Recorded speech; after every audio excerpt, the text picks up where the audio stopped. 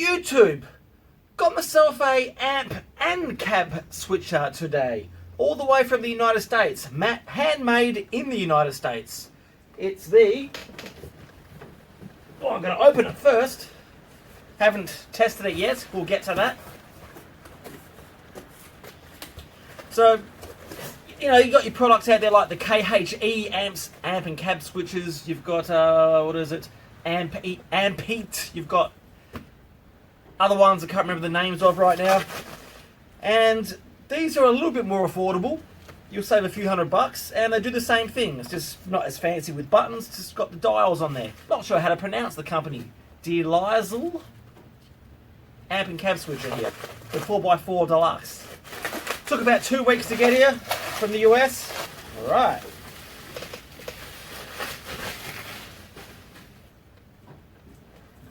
Quite light.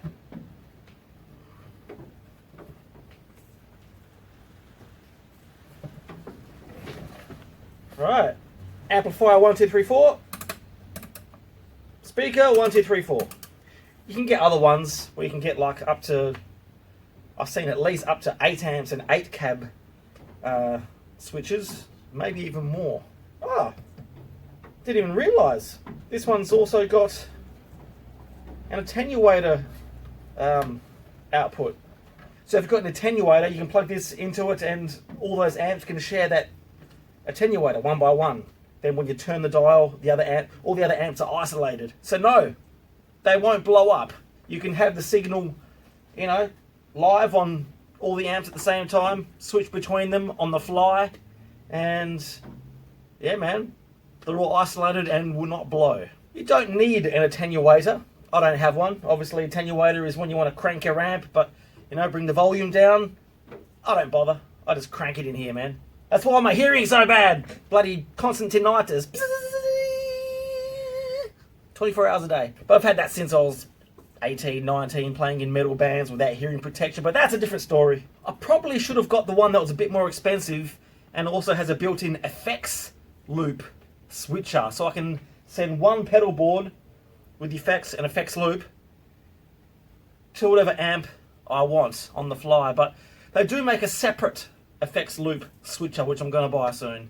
So yeah, we'll just combine that. So I suppose the default way is to plug your guitar, wireless in my case, straight into the input, and then the amp input jacks, 4, to the front of the amps, amp output from the output of the amp to here, and then these 4 jacks to the actual speaker cabinets. But especially when I get that effects loop switcher to combine with this, you know, I'm going to go guitar into my pedal board, goes through the front of the amp effects, then that signal will go into the front input, and then I'll send it all out. So I can at least use my pedal board, you know, noise gate, overdrive, whatever effects I have in front of the amp to go out.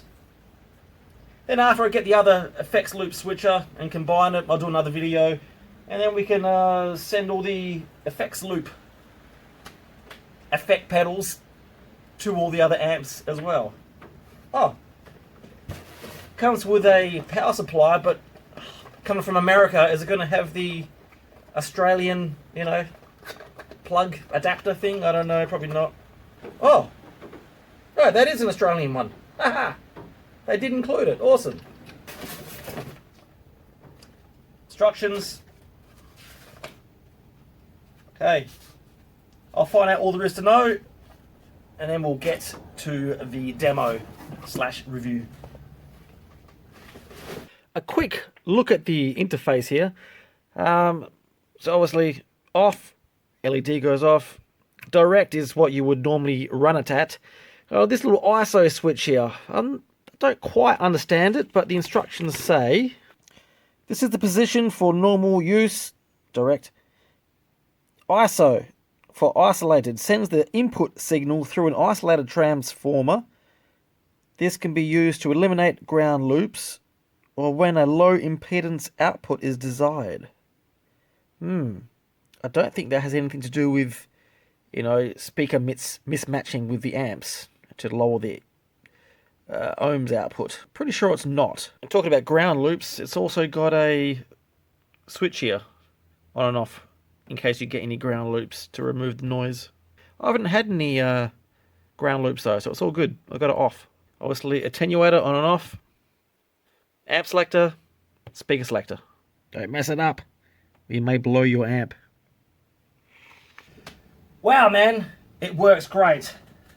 I'm not going to mic up all the cabinets and make it all sounding perfect or anything like that. It's just the camera microphone, just to show that it works. Amp 1 is the Marshall JVM 14H. Speaker cabinet 1 is the Marshall Greenback cabinet. Amp 2 is the PV6505 Plus. Speaker 2 is the Marshall Vintage cabinet. Amp 3 is the 5150 Iconic. Speaker 3 is the Angle 4x12 Vintage 30 cab. Amplifier 4 is the Mesa Boogie Dual Rectifier multi-watt. And speaker 4 is the 4x12 Mesa Boogie, cabinet. Okay, we're on amp 1, speaker cabinet 1.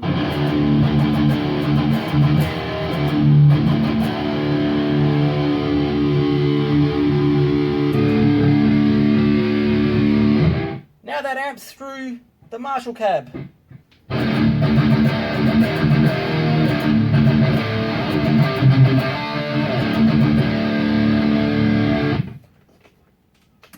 Now sending that amp to the Angle cab.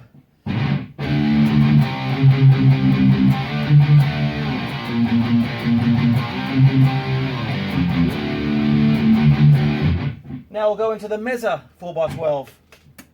I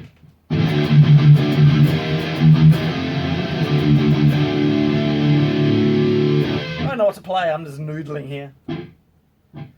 So one amp has gone through 4 separate speaker cabinets on the fly. Do I have to go through every variation? It all works, but fine.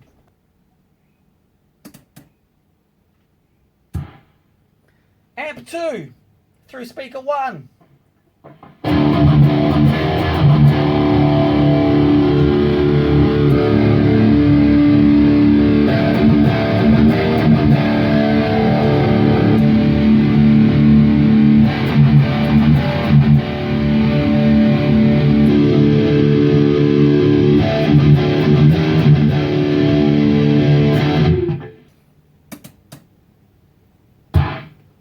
Amp 3, the Iconic. 3, 1.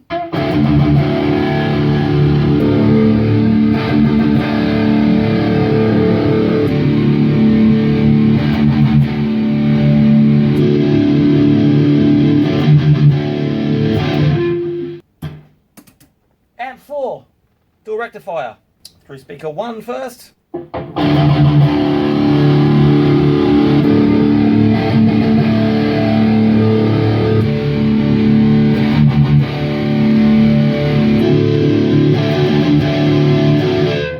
A little bit louder. The ohms thing. Some of these cabs, 16 ohms, 8 ohms, 8 ohms, 16 ohms. That's the only issue. Alright, reading through the entire instructions and digging around online, I just wanted to check this one little subject. No, it doesn't. I don't believe it accounts for ohm mismatching. So really you're better off having all the cabinets that you're switching, have them all at the right ohmage that matches your head. If you've got 8 ohm heads or you've got them set to 8 ohms, try to have all 8 ohm cabinets. If you've got a 16 ohm or have amps that you've got set to 16 ohms, try to have all 16 ohm cabinets. It's safer to have an 8 ohm head going into, switching into a 16 ohm cab because the cab is double the resistance, but you sort of lose efficiency with the amp, and especially when running at higher volumes, it can severely degrade the power tubes. and possibly the transformer from what I've heard. Something to do with arcing or whatever, but I'm not sure about that topic. You're probably going to lose a bit of oomph though when you go from a 8 ohm head into a 16 ohm cabinet. You'll definitely have a volume drop. Yeah, I don't really want to do that. But you definitely don't want to go a 16 ohm head into an 8 ohm cabinet, which I did switch into, but because it's at fairly low volumes, I don't think it's going to be a problem. If I was playing at louder volumes, you know, 16 ohm head into an 8 ohm cabinet, you can blow the bloody speakers. So, I'm not sure what the solution is right now. I suppose when I switch from a 16 ohm head into an 8 ohm cabinet, I've got to get up and switch that particular amp to match the impedance on the cabinet, which is a bit of a pain. I suppose it's safer just to switch all the amps into 8 ohm mode, and then, you know, if it's going into 16 ohms of resistance, it's safer than vice versa. But it's probably going to sound not that great. That might be a video for another day to test whether it severely affects the sound and tone or not. It'll definitely affect the volume though, like I said. I wonder if there's a little gadget you can get out there that automatically detects the ohms and adjusts it to your liking. Probably is. Apparently, solid state amps are a lot more safer at handling a mismatch. A lot of people say it's the other way around with tube amps, but it's not. It's solid state amps. I just want to, you know, switch between my favourite tube amps and cabinets on the fly. So this is the thing I've got to solve for the future, but for now, hey, it works brilliantly. This video is not about, you know, showing off some awesome riffs or anything like that. It's just a bit of noodling around just to show you that, yeah, you can switch on the fly between heads and cabinets in any order that you like. So, awesome product from DeLisle, however you pronounce it.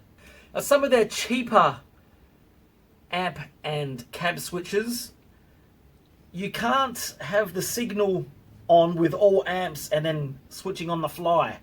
Those products, as mentioned in the manual, you've got to only have one amp signal going, and then when you want to switch, you got to have them all in standby, and put that in standby, and then switch, and then take that amp off standby, and do it that way, which is a pain in the ass. I mean, I don't know why anyone would bother.